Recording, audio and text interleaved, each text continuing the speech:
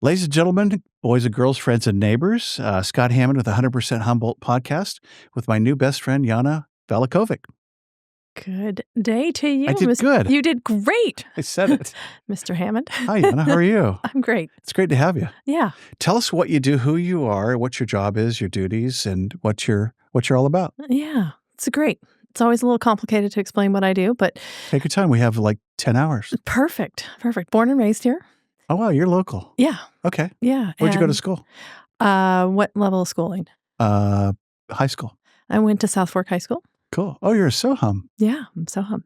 That's right. Yep. And the greatest school I could have gone to was at Humboldt, but I didn't know what I wanted to study. And so I left and went to Washington State. Cool. A good 12-hour drive away. Bellingham? No, I went to Olympia. Olympia. Yeah. Where's Washington State? Is it? No, I went to the state of Washington. And the state of Washington. And I went to a college in Olympia called the Evergreen State College. Oh, cool. Which was a little edgy, but interesting. It ended up being a great fit for what I ended up doing, not knowing that, of course. Wow. Do we ever? No, we never know. Learned that you go to college to learn, and you don't have to go to college to be a thing. You really just need to become an inquisitive person with some decent skill. That's a really hard stop on that one. That's so smart to go, hey, I'm coming with a flexible brain. Well, you didn't know it at the time, right? No, I was an ocean major, by golly, and then I was a wildlife major. And then I found out I couldn't, I'm just dumb. I couldn't do calculus or physics and all that science. That's hard stuff. Yeah, liberal arts. Way to go. Yeah. So what'd you study then? I studied all science, actually, all natural science, geology, plant ecology, a little bit of birds. We call that ornithology.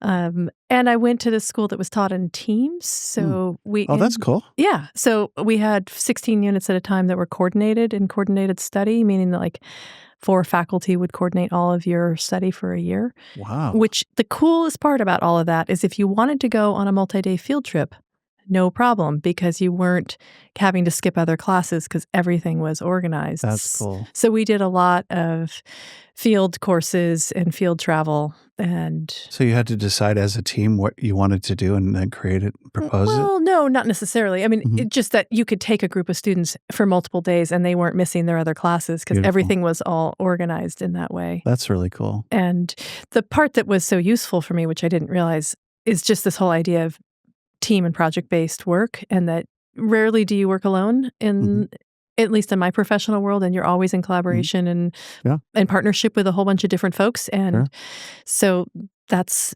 a true reflection of what my field has been. And so it was a good fit for me. I then went from there to Oregon State University and got a master's degree in forest ecology. And I know that's Corvallis. That is in Corvallis, yes, the Beavers. So what was your undergrad in? It's a general kind of forest ecology related degree. And I thought I'd become kind of a nerdy field scientist and maybe work for the Forest Service's Redwood Science Lab in Arcata. And answer key questions about how ecosystems work and forests work. And I ended up coming back here with someone I grew up with here, and we tried to figure out how to make it work. And at that time, which was in the late 90s, I don't know, we didn't think we'd find real jobs like that. That was not what... Turns out you did. I know. And within a year, I landed a job that I've now had almost 25 years. Wow. And look at you go. I know. Look at that. 25 years. I know. Hard to believe. So in Humboldt? In Humboldt, yeah. So I work for an interesting partnership between the University of California and the County of Humboldt and the County of Del Norte. And in my present position, I'm the director of the program for both of those counties. And underneath us are a focus in agriculture, a focus in natural resources, and a focus in community between health, nutrition, and youth development. And so we have some pretty well-known programs that are more well-known than we are, but 4-H is one of our cornerstone programs. Right. And then we also have a lot of what we do is in partnership and in working with volunteers. So we have other programs such as the Master Gardener program. And heard of it? Yep. And we have Master Food Preservers. And tangentially, we have a Master Naturalist program. So there was this whole network of people that come and work and study with us and then go out and share what they've learned and do great things in the community. Far out. You're south on Humboldt Hill? Yep, I'm in Humboldt Hill. Let me show you on the map. Oh. Humboldt Hill's right over there by Humboldt Bay. Yes. And over kind of by where the radio station is over that way. Correct. I'm right next door. K-Red, whatever. Yes. Yeah. And as Channel 3. As Brian Papstein always likes to say on Kins, I'm from Spruce Point. Spruce Point. Thank you, Brian. Hey, shout out to Brian. Mm-hmm. The only guest I've had on twice. Right. Look at you go, Brian. Look at you. And I spend a morning a month with Brian. I bet you do. Yeah. I'm one of his regular. A 30-minute journey to wherever. Wherever we're going to go. It'll always be good and we'll laugh the whole way. He's great. I really like Brian. He and I went to Humboldt together. Oh, did you? Yeah. Okay. Yeah. Then he went back east to Crichton how do you say it? Crichton or Crichton, Nebraska. He went to school back there and finished. Right. Anyway, shout out to Brian. So that's a pretty complex. So are you over the entire UC extension? Or are you over No. So we draw the short straw and have a largely volunteer assignment to be the administrator plus our other technical job. And so I've been doing that since 2009. I think it's cool that you're a local gal and you're the head honcho, and it makes sense because you know the extension's all about being place-based and knowing your people and knowing what they care about and understanding and anticipating what challenges they're facing. And we're really here to bring science but bring energy and thought to vaccine problems and try and find solutions to those, which sounds super vague and ambiguous. Like, what the heck does that really mean? What does that really mean? Don't we all? Why are we here? We're trained problem solvers, and we can bring science to the table. We can bring facilitation skills to the table. We can bring educational opportunities to help do workforce development, to stage an important conversation, to work through an issue. It's every day is very different. So name some of the principal ones that maybe you've came to solved and worked on or with. Yeah, there's a lot of things. So I started my term really working in forest health and trying to work on the introduction of an invasive plant pathogen known as or the disease is known as sudden oak death. And it's a disease that escaped our plant trade. And, we go to the nursery and we buy beautiful plants, plant in the backyard, and it got into the wildland that way. And so what I learned through that process is that there isn't really a formal system to protect and safeguard our natural resources from hitchhikers. And they can get in. And so I spent the first decade of time working on trying to find ways to manage that invasive plant pathogen when it comes in to our communities and try and figure out how to mitigate its impacts and prevent additional spread. And it brought me into this whole world of international quarantines and plant trades and science. And it's been an amazing journey. I've met fantastic people, and we all love our forests. We all love our natural resources, and we all don't want to see them, change in some deleterious way. So it was a unifier in that way, and it has resulted in a lot of changes in nursery practices and things you might not know behind the scenes. But if you go to the nursery, sometimes all the plants aren't on the ground anymore. They're lifted up off the surface because to prevent splash in case the disease or other pathogens are in the soil, it prevents splash up into the pots. Miller Farms has all their plants up. Right. And then we separate plants that are hosts between non-hosts. So change the arrangement of how they're placed, change watering schedules and regimes, and a number of things that, such as cleaning pots. As an example, you buy a plant in a pot. What do you do with it? Well, hopefully you recycle it or, get to use it again. But inside the pot has, residue from wherever it was there before. And, prior to working in this field of pathology, I'd never really thought about those as being vectors. What's the stuff in there? Yeah, what's the stuff in there? So now we clean pots. That makes sense. Yeah. I like that. Yeah. So you have no day is the same. No day is the same. And then early on, I ended up getting pulled into Sacramento to try and figure out ways that we could relieve some of the regulations and the the stuff that just didn't make sense. It made it hard to be a good steward of your forest land. We have a really thick book that is the California Forest Practice Act and then the Forest Practice Rules associated with it. It's in size 8 font. It's literally like this thick. Wow. And it's a collection of good ideas that aggregate out together to a lot of agony and aggregate to agony. Sounds like a book. I know, totally. Well, the idea, in forest management, you're sort of assumed to be up to no good and you have to prove your innocence. Wow. More so than any other field. So you write this very complicated harvest plan that says all the great things you're going to do and all the things you're going to avoid just to, the ticket to play, essentially. And so it's expensive and it costs a lot of money. You cut a lot of trees just to pay for that plan as opposed to the stewardship that you might want to have. Wow. So I ended up in Sacramento early on trying to think about ways that we could streamline that, ways that we could improve the process. And what that tangibly worked out to be was really developing more of a pre-consultation process. So before you write the harvest plan, before you really commit your consulting forester to put that time and energy in, that you pre-consult with the agencies and you talk about the issues in front, and so that there's less surprises because it's the surprises that cost money. Imagine that having an agenda first. And it's worked to some degree, and to some degree it hasn't. And then we spent a lot of time bringing out mid-level agency staff to understand the perspectives of the landowners and conversely have the landowners understand the perspectives of those that are there to safeguard the resources and kind of when we use certain words, what do they mean to each other? And try and understand if, that tree looks like it needs to be set aside for some protectionary reason.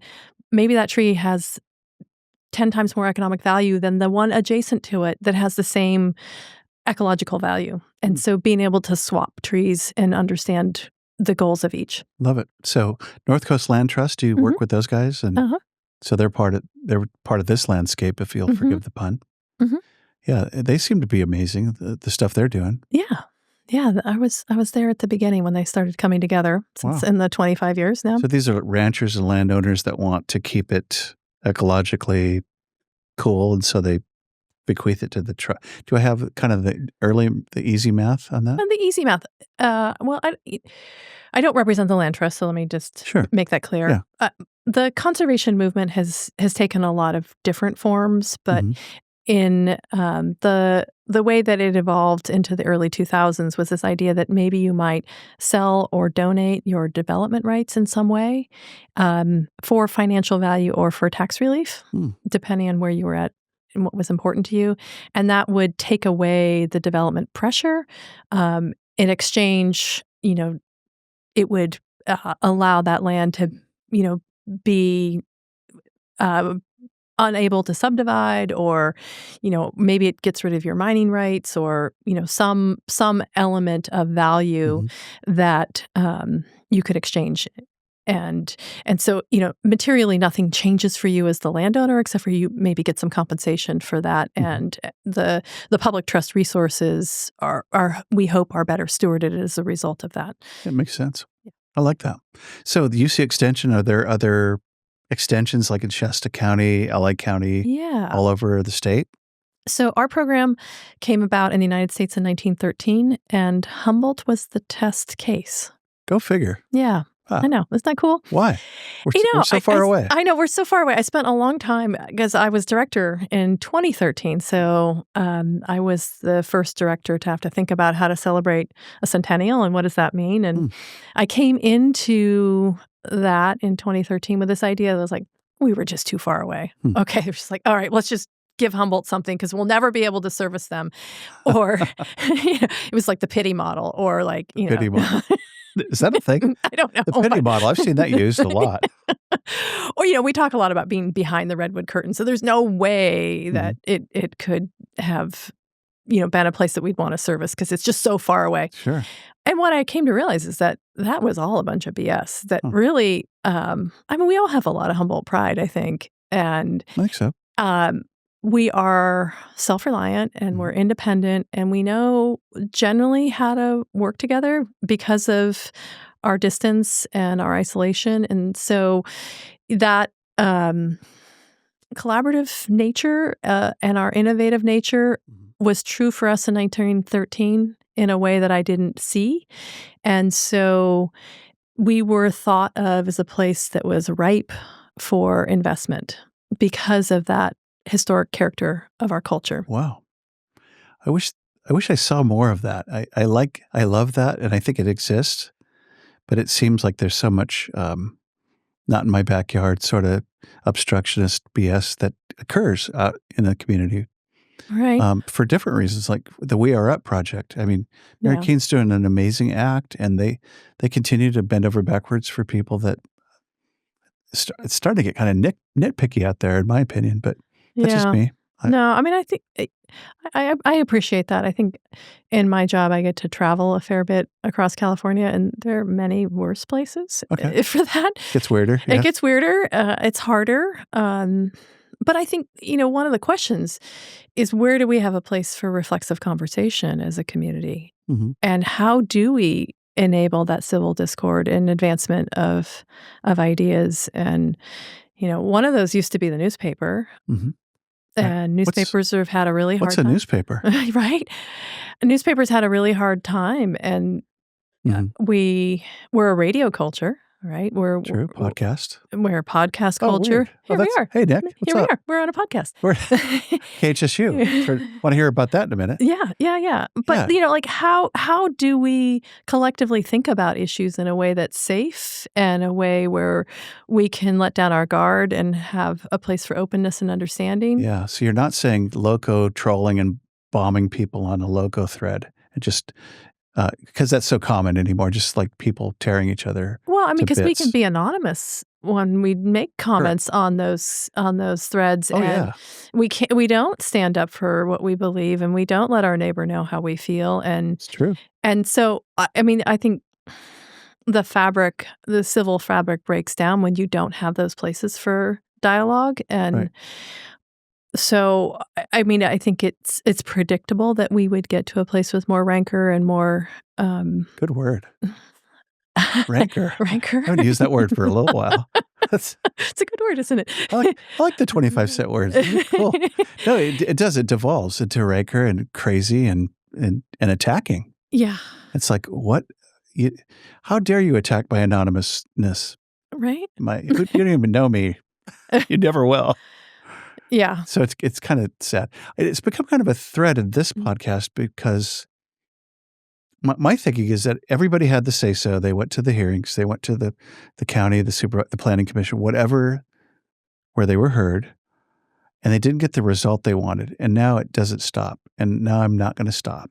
Right. It's like at a certain point, does there not need to be some? We did process. You had due diligence, due process. And so it troubles me that sometimes we said no, and now the answer is hell no, and you got to drop it, and we're moving on from your rancor. Yeah. And that troubles me that no never really registers with some people. Well, I'm going to pivot a little bit because I don't know this story as well, but let me, I guess, since I think a lot about community process and community dialogue. I love it. It's a good topic. I think part of the challenge is, how do people get heard? And how do we recognize that people are heard? Because often someone will say something and throw a zinger out and be angry about something, but the real issue is something else, and they use that vehicle of an argument to advance the real issue of not being heard or seen, of whatever they're trying to communicate is veiled under this other issue. Yeah. And we don't have a way to kind of peel back the onion and understand good word. What is it that's really they're concerned about, and how do we legitimize and respect and hear what their issue is, and then help them channel that energy to, because often it's unrelated to the project at hand. It's it's something about how you were treated, how someone, was aggressive on the road with you 10 years ago and you're never going to forget it. Right. Or, there's some wrong that needs to be righted. I want to make a compliment on that comment. Pastor Bethany talks about that a lot at Catalyst Church in Arcata, where Joni and I go. And it's the idea of being heard. And some of us haven't been heard in forever or never. And it's like that creates a whole cascade effect of other problems down the road. Yeah. Perhaps. And then the way we structure our CEQA process, or California Environmental Quality Act process, which dictates normally how there's some review, doesn't give the freedom to explore some of those things. And it's often so scripted that it doesn't, the timing gets weird. People don't see how their ideas come in. And, it's this, sometimes it's so long. So you have meeting one with a certain community members, and then you come back 6 months later in a redesign process based on what they said. But when you have meeting two, you have a whole different group of people that show up, which are now stirred up by how meeting one went. And then you have to stop and try and hear what the new comments are, but you've already advanced the process. And so by the time you get to meeting three, which is another 6 months later, you have these disjunct conversations. People don't see that their ideas have been brought forward. Right. The thread is lost, and there is just unhappiness with the process and unhappiness with knowing how to contribute meaningfully. And you're rigid in how this process is structured. And it has to be by law, right? Right, it has to be. But the heart and soul of community learning is not there. A good friend of mine, Jen Rice, who does a lot of facilitation here, she once introduced me to this idea called a design charrette. A charrette. I know. What is a charrette? I don't even know what the word means, so I'm embarrassed now that I've just said that. But the idea is really for public works projects or building projects, that it's kind of hyper compressed. And so you would come together, and I've never done this actually, but I hold it up as something really an interesting way to... Could happen. So you basically bring in all the right people you need to analyze a project. So let's say it needs geologists. Let's say it needs an architect. Let's say it needs a transportation planner. Let's say it needs, whatever that group of people is. You meeting one in the evening, collect the community ideas. The group is already assembled in a room, in a special place where they can take that information, think it through, and then a day later or 2 days later, come back together to the community and say, I heard you. Here's what I think you said. We took those ideas, and here's the constraint list around the slope, the geology, the whatever. And here are the 3 options that we think we can do based on that physical constraint. And here's the ideas that we heard were important to you. Wow. What do you think? And then the community, because they were there 3 days ago or 2 days ago, can give an immediate response. They feel heard.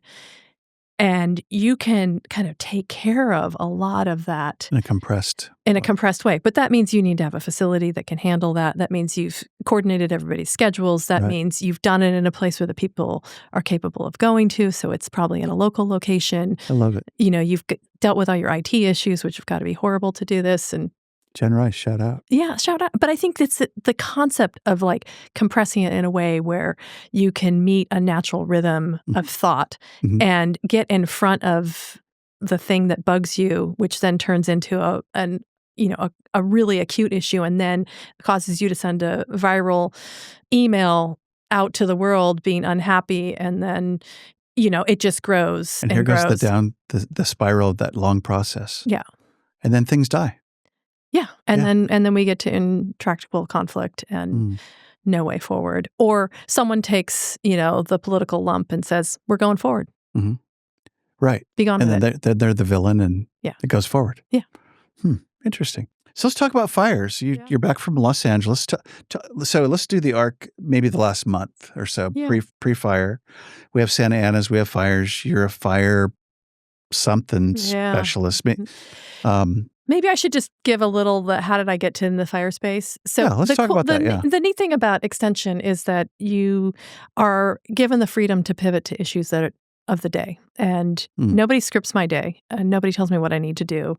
But we hope to hire people that are curious and that are really committed to public service and committed to making the world a better place. And so we describe it as mission work with, work with purpose, work with meaning, which is one of the keys to happiness, right? Love it. Yeah, absolutely. And so, in my job, I get to learn things every day from other people, and sometimes I am then asked to share and tell what I've learned, and by practice that becomes developing a new specialty or new expertise. And a long time ago, and I'll say that my dad started a wildfire, weed whacking with a metal blade when I was 10, and in the southern part of the county where I grew up. So I was scarred by being the only one home when that happened. Was he Cal Fire or something? Or No, he was just cutting the grass. And he was, okay. It was a windy day, and he had a rock, and shoot. All of a sudden we had a big wildfire. Whoa. I lived in Oakland, dropped out of college for a while, and I was living in Oakland during the Oakland Hills fire.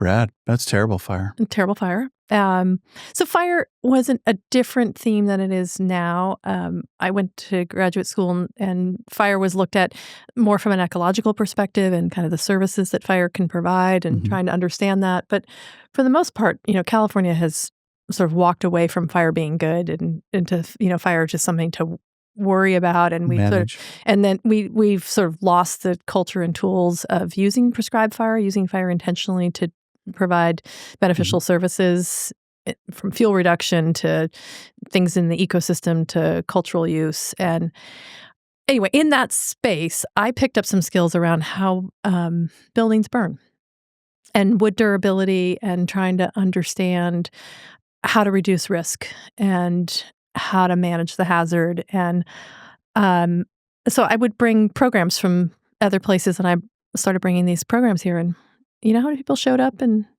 2007, 8, and 9 for those classes? Meh. 2. Hey. 4, maybe 6. Not that interesting. Not that interested. But I found it really interesting, and I like wood products. I'm a forester now by training. I'm a licensed forester. When you build, it's every time you have wood exposed, it makes people happy for the most part. Good fun word. Yeah. Biophilia. Biophilia. Yeah. Ladies and gentlemen, the word of the day. We have one. Nick, we have our word. Biophilia. What is biophilia? Well, biophilia is biology, and how you feel in that space. So if we're in an environment where we either connect with nature or nature is present in there, we can see natural grain wood. Like we're looking at a table here with natural grain wood. Like people's experience is well known to be better, and people are happier. So it could happen in a forest or in a... But when we have exposed wood, you look at a building now and you see exposed wood, and you're like, that's cool. That kind of feels right. Carson Mansion's kind of cool. Yeah, I want to hang out there when I see that wood. It comes from it's being promoted through the mass timber movement, which is how we build, ways that we can build differently, where we replace cement and concrete, but with panels and cross-laminated timber and other ways to construct. Hardy plank? No, hardy plank is a cement. Right, it's not wood. It's not wood. No. Yeah, but that replaced wood. Well, so this is really about designing buildings of the future that use wood in a panelized frame or in an interlocking frame to build something that's stronger, can be pre-developed, and you assemble it on site, and so it can be cheaper. Name some. Do we have some in Humboldt? We don't have any in Humboldt yet, but it's kind of this new trend and new movement. And in the architectural world, they talk about biophilia.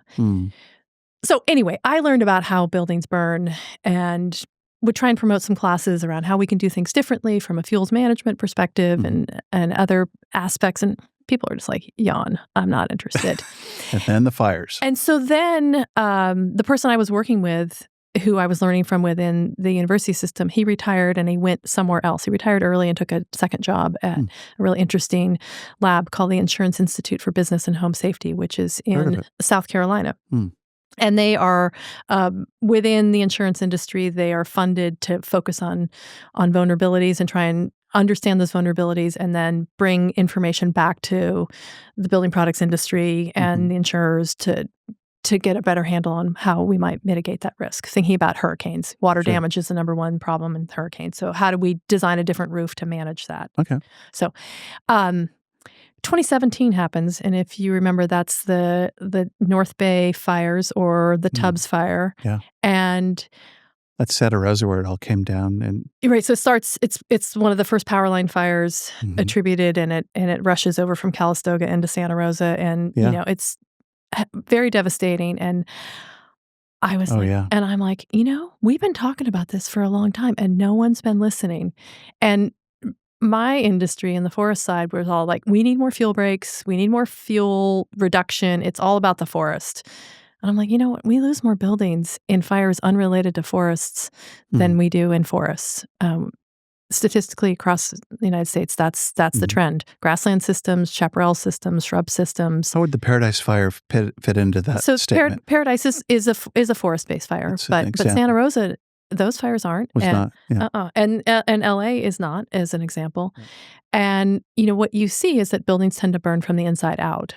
And it's like, how is that happening? And it's not because the flaming front causes the building to spontaneously combust. It's that in front of the flaming front, when you've got wind behind it, the fire is picking up pieces of debris and throwing embers in front of it, starting spot fires. And those embers are capable of landing on or in the building, and they can worm their way into the structure, and the structure burns from the inside out. Wow. Because we have vents that allow embers to enter. See, now that's pretty rad. That's revelation to me. It's radical different thinking.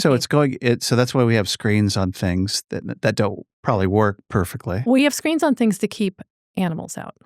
Right.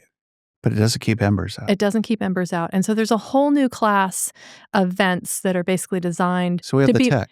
To be like Gore-Tex, where Gore-Tex, we wear it to keep the elements from coming in, but still allow our, moisture and heat from whatever we're doing out. And we need that on our buildings. And so the rough term right now is called home hardening, which is basically retrofitting or designing the exterior element of the structure to be more robust to fire exposure. Right. And there's three ways. So there's direct flame contact, flame coming at the building, embers, small bits of debris that land on or in, open dog or cat door, open window, skylight, through the vents. Foundational openings. Yeah, a little less so. There's not often that much stuff under there. But and then the third piece is radiant heat, which is your neighboring building burns and it produces enough heat to cause damage on the primary structure. And then start it. And so typically in that case, it'll be that the glazing on a vinyl window will melt and then the window panes fall out. Whoa. And then you're off to the races. And then you've got a hole in your house. It's over. Yeah. So it just like everything clicked. I'm like, I know about the forest. I know about the buildings. I know a lot about public policy. I know a lot about how we bring policy to rational conversation and how do we advance this community framework and this community protection framework. We've got to do something differently. Wow. We can't keep living and building in the same way. So how does it feel to have the message and not be heard? We talked about not being heard. Yeah. And now have your moment that's magical.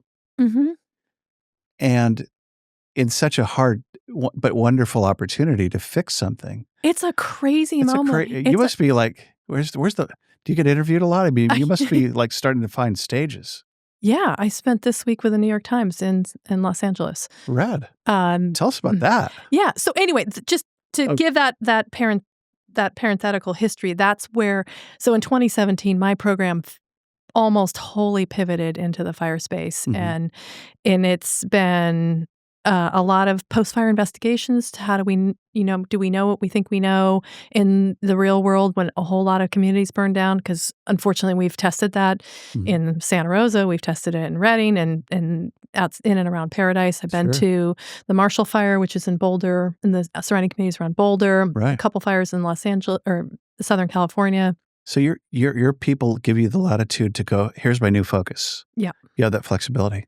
And the thing is, I mean, this is about bringing good concepts home, and I haven't been able to bring the good concepts home unless I go out into the bigger world to understand the issues and then help drive the conversation around funding allocations, around policy that can make a difference, around where do we make investments so that we are more resilient and more robust, and so that Humboldt doesn't have to burn first before we have to learn those lessons. Right. Or the next part of LA or whatever. Or whatever it is. And we can't afford to keep burning communities up. We can't afford the loss of life. And we're driving our economy on the edge of the cliff when we connect it to insurance and connect all these tracks and threads coming together. So I've been in this really engaging, rich conversational space and education space around how do we connect these. And, fire adaptation means turning the dial to 11. And it's on every front, and it's about breaking down silos and about really reprogramming how we how we Wow. operate, how we think about things, how we do our emergency response. So this is Cal Fire, this is Sacramento, this is the insurance industry. This is everybody coming, figuring it out. And it's brought me into Builders. many of the Western states in conversations. So rock and roll. Yeah. Good so for you. I'm having a moment where I feel like your moment. I'm doing something is going to make a difference for generations to come. And if we can, recognize it took the state that we live in more than 150 years to develop the infrastructure we have. We're not going to pivot overnight, but we can't make better decisions without good information. And I think that'll take time and decades to do. But if you could set if you could write the manual for it, then that'd be really magic. Yeah, I mean, that'd be cool. For example, seatbelts. We learned that we die in cars without seatbelts, and seatbelts came out first for the front seats and not the back seats, and then it took another decade to get into the back seats, and then there's car seats, and there's and who's the ambassador for sharing that information, and so trying to develop a whole system of social change. Wow, that would be a study to find out who were the front-running champions for different things like that, and what they did, what they had to go through, and how they were successful. That'd be a whole study. I've thought about car seats, and if any of our listeners had that moment and that privilege of having a baby, there's this moment where you have to take your baby home if you don't have that baby in your house, and there's this horrible moment of decision around. I want to hold it in my arms. It's swaddled all up so the arms and legs don't flail. And the last thing you want to do is unswaddle that baby because it's going to wake up. Sure. And I want to hold it in my arms. I do not want to put it in that car seat. Maybe I could put it in a box in the back, behind the driver's seat. Seems like that might feel safer because a multi-point harness involves taking that swaddle out. Right. Like, heck am I going to do that? Right. But how do I do it? A nurse walks with me out to my car and shows me how to do that. Right. When you buy a new home and you get the keys to the house, it doesn't come with a nurse. Ain't no nurse. And there isn't anybody that tells you how the system of that house works, how it functions. Your real estate agent might know something, and so what do? You call your dad. You go to the hardware store, the lumber store, and try to understand something. You Google it.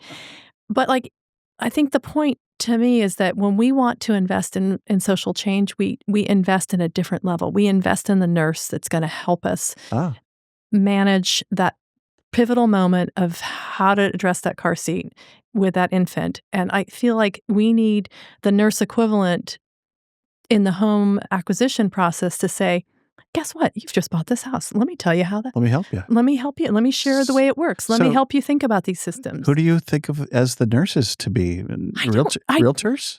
I mean, yes. Can they do that? I don't know. Yeah, I mean, there's the home inspectors. There's a lot of different people, but I think mortgage folks. I don't. There's a whole new industry of people and workforce that could be developed. It's called fire hardening, right? That's kind of the general layman's term. Yeah, and so some of the things that have occurred now when you purchase a home, and that's where you have the most flexibility, is people are ripe. They're willing to do things for the sale.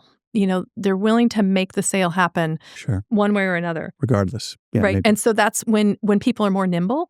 And so there's now a disclosure process for the fuels reduction that have happened on that property. That's cool.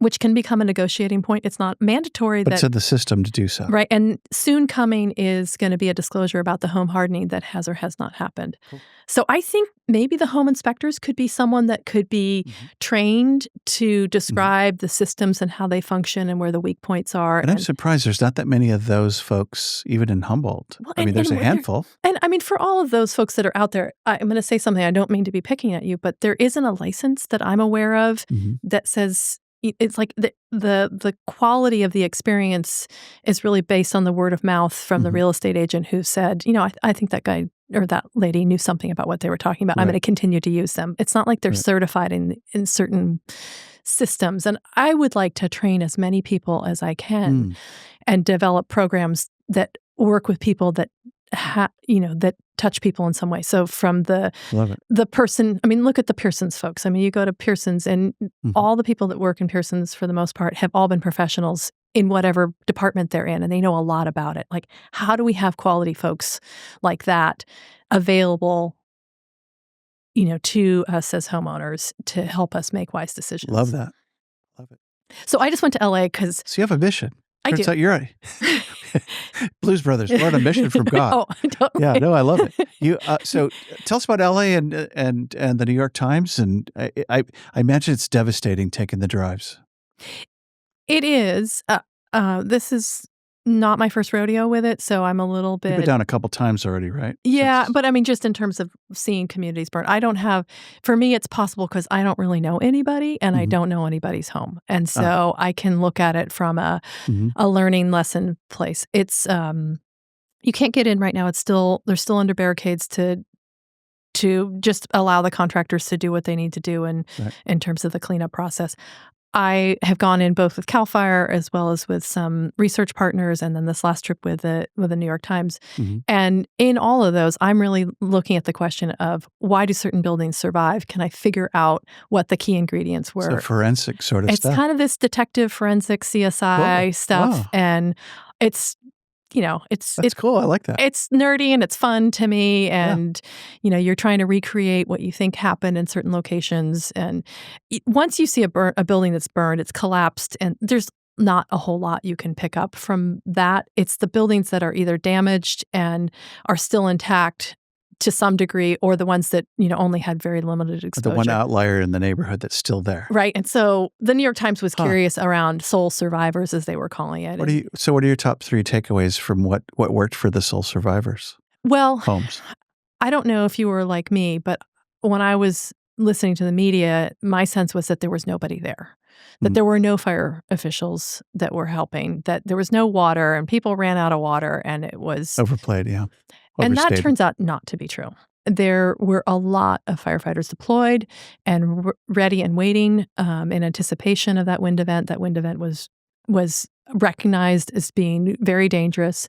And so a lot of good work happened, and there were a lot of people that responded and helped homes survive. And what did that look like?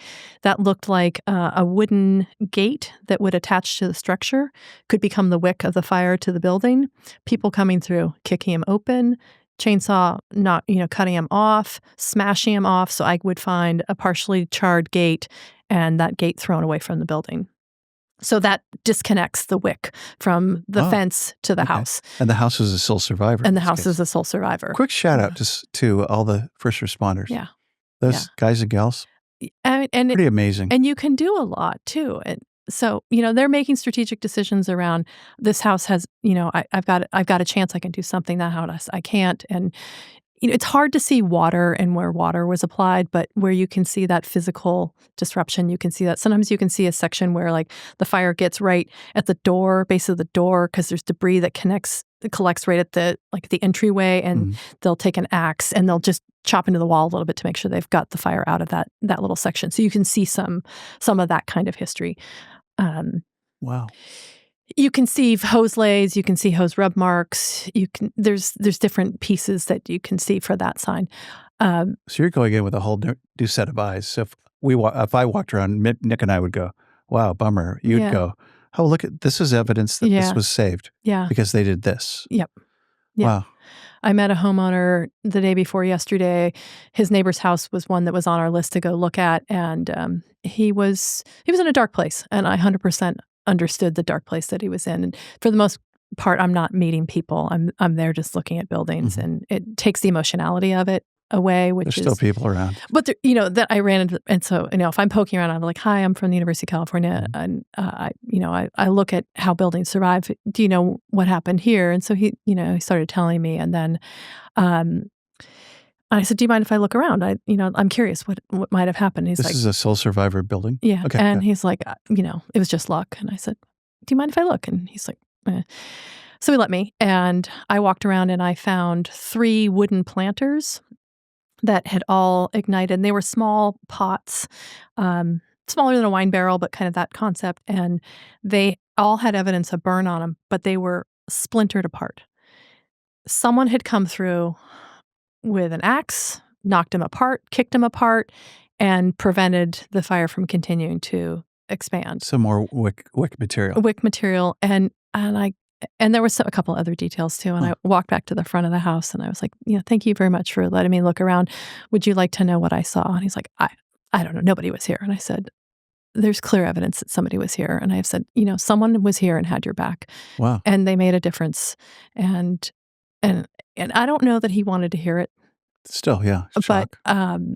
I don't know, the ability to be an ambassador in that moment and help people understand that there were a lot of folks that put their heart and soul into it and ran into the flames where we were asking folks to run out of the flames and to fight hard for everyone's memory and their history and their culture. I love it. I love the fact that you're highlighting that. I think that's really important because, ABC News did 3 minutes on it and I got it and it was all not there. So Altadena Fire went to that and and Pacific Palisades? Yeah, I've been to both. So there's that part, right? There's a lot of people there. But then there are a lot of things that put homes in better condition and are more likely to be successful. And so I was also looking for those signs. And double pane windows, much better than single pane windows. Oh, yeah. Most of the structures in both of those two fire footprints are from 1970 or earlier. So there's a lot of single pane windows that were still left. And a single pane window can't handle heat. And it will break and then the fire starts inside. And then fire gets inside. So when people had upgraded their windows, made a difference.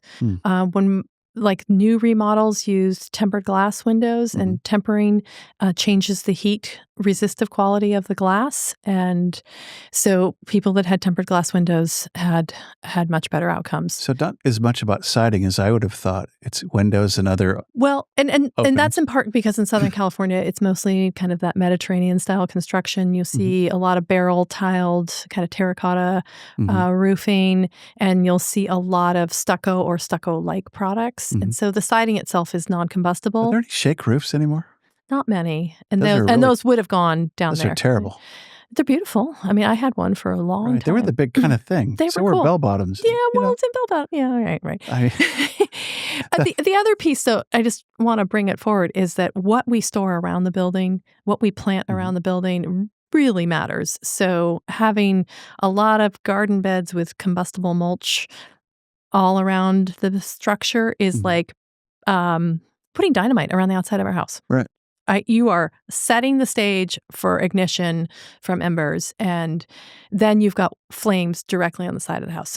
So for people that had put gravel walkways, had done some cool rock work, maybe had a patio. It looks cool, but it's totally... But it fit in that in their aesthetic, and those details made a huge difference. So you're kind of dangerous. You're going to change. You're a game changer. I mean, at least your thought pattern would be, hey, what if we could mitigate fires, but mulch industry is going to die, has to go away or do something different. No, I think mulch just needs to be used appropriately. And maybe away from the house. Right. Yeah. I mean, here, think about it this way.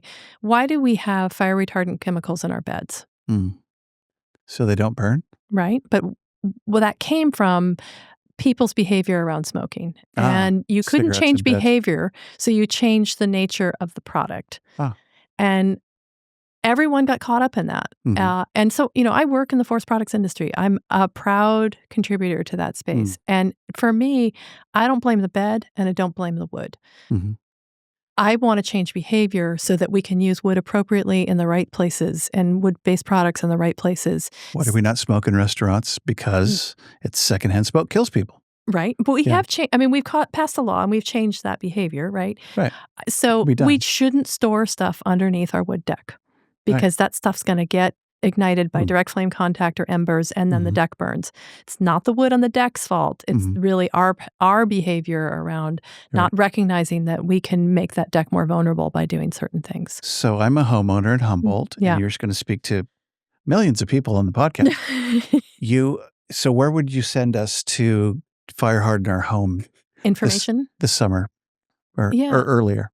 Well, pretty simple to look at University of California Fire, and you'll run into our fire website where we've got, we do not represent an organization. I mean, a product. Sure. We're not trying to sell you anything, but we have detailed information around what each product does, how the assembly works, and kind of where the vulnerabilities are. So start there. You could go there. And so, I mean, the top three, you need a roof in good shape. Roof shoulders the majority of the responsibility for protecting the structure from hail, from snow, from water, from fire. This is a good roof right here in this house, by the way. Perfect. Noticed your roof on the way in? Number two, The vents need to be a finer mesh screen, and you can upgrade to the new ones, or you can just add another layer of mesh screen that's 1/8 inch. Not size. that hard to go put those on. Not that hard. Don't spray them. When you paint, don't spray the vents though, because you will clog them up, and then you can mess up the moisture management and the airflow. So you have to treat them a little differently. This includes those roof vents that come out. The through roof vents, yep, and from the inside though.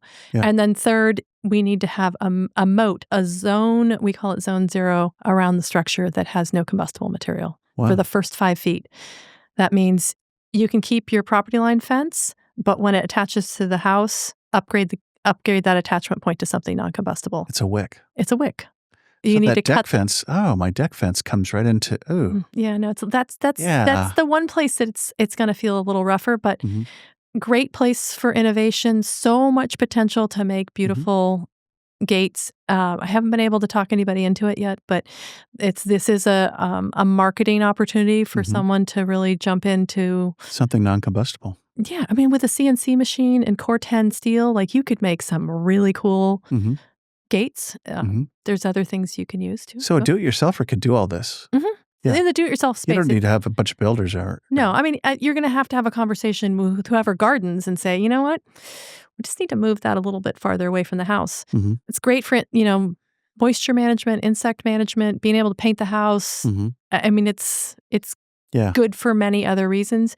But fire adaptation basically means that we have to adapt. I like it. We have to live differently. And I'm not afraid to rebuild in Paradise or LA, but I would do it differently. And in the rebuild space, there's a lot to be thought about in terms of building design, materials, and other elements. But thinking about exposures from the front end being just as important as how the kitchen functions and how, the other elements, like that is not a conversation that we've typically had. Right.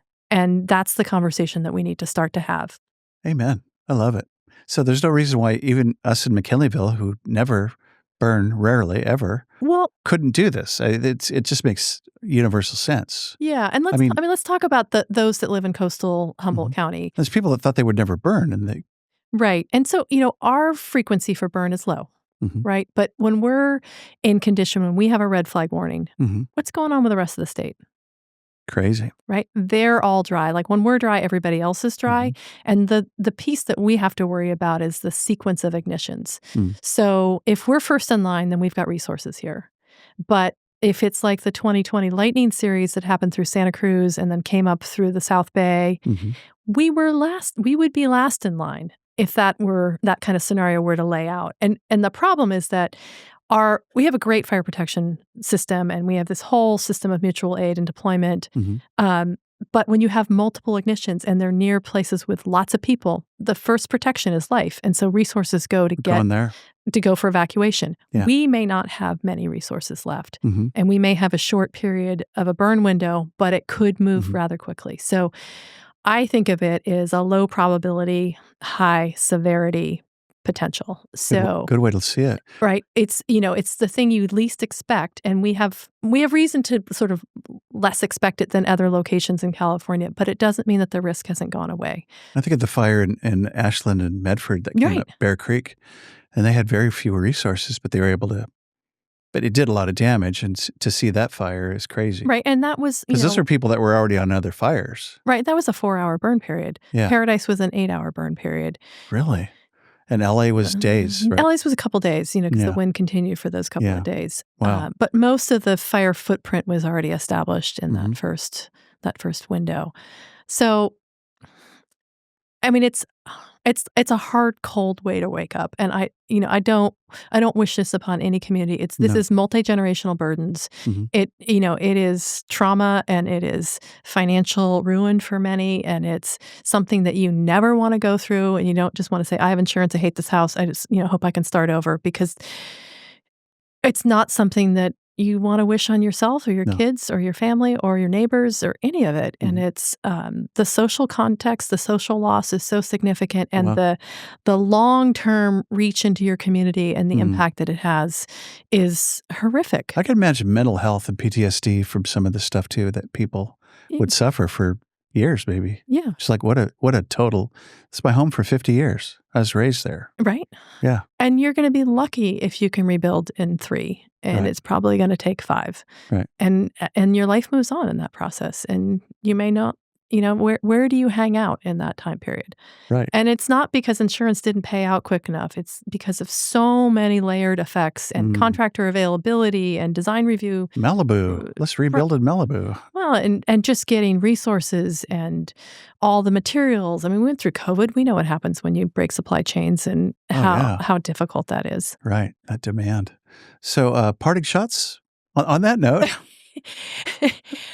I don't know. I mean, I really, within this, to me, there's got to be some optimism, and there has to be some hope. And, I hope that people can take a moment and don't just give up, and don't just say, this is climate, this and that, I can't do anything. Don't just say, like, this is so big, it's so much bigger than me, I can't do anything. And,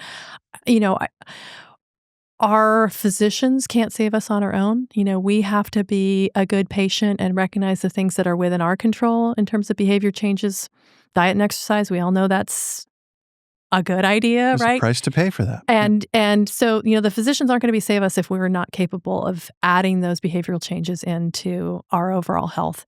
And I guess I think of it in the same way. Like, we can become a better partner in the fire services effort, and we can do a lot more to build durability into our structures and build communication into our communities and understand evacuation better and be more aware of the fire weather that we're in, and recognize, like, oh, it's a red flag warning day. Yeah. I should have my go bag in my car. I'm going to pre-anticipate that I'm maybe not going to go home. I'm not going to come home tonight, so I've already closed my windows. I'm going to shelter my pet at the shelter today. I'm not going to leave them there, so that's tugging at me to go back. We hardened the home 6 months ago. It's already right. Yeah. And so I know that I've put in a good faith effort, and there's some things that I won't be able to control completely, but I have made such a substantial difference that I'm not going to panic. And, fire's never going to leave California. This is we're in a Mediterranean ecosystem, which means that we get a prolonged drought period, and the vegetation is well adapted to having fire with some periodicity. We just happen to live in the middle of that and not quite understand that, it's impacting us now. We haven't even talked climate change yet. That's maybe another show. But I am optimistic that we can really improve the way that we coexist with fire and have a future that's, multi-generational and has all, or many of the attributes that we love about California in a way that we can protect our financial stability and our community and have our kids know that this was a place that we chose, and we chose well. I like your hope. It's good. Thanks for coming. Oh, thanks for having me. Yeah. Thanks for all the things. Gosh. This is where I do the thank you. So thank you. Thank you. And usually I do a quiz, all your favorite things in Humboldt. Maybe I'll ask you that next time. Yeah. River spots. Yeah. River spots. Ooh, okay. Try that one. Go. Wait. For $10,000, favorite river spots in Humboldt. Oh, in Humboldt. I really like certain places near Alder Point, to be honest. Oh, way out there. Yeah, on the main stem.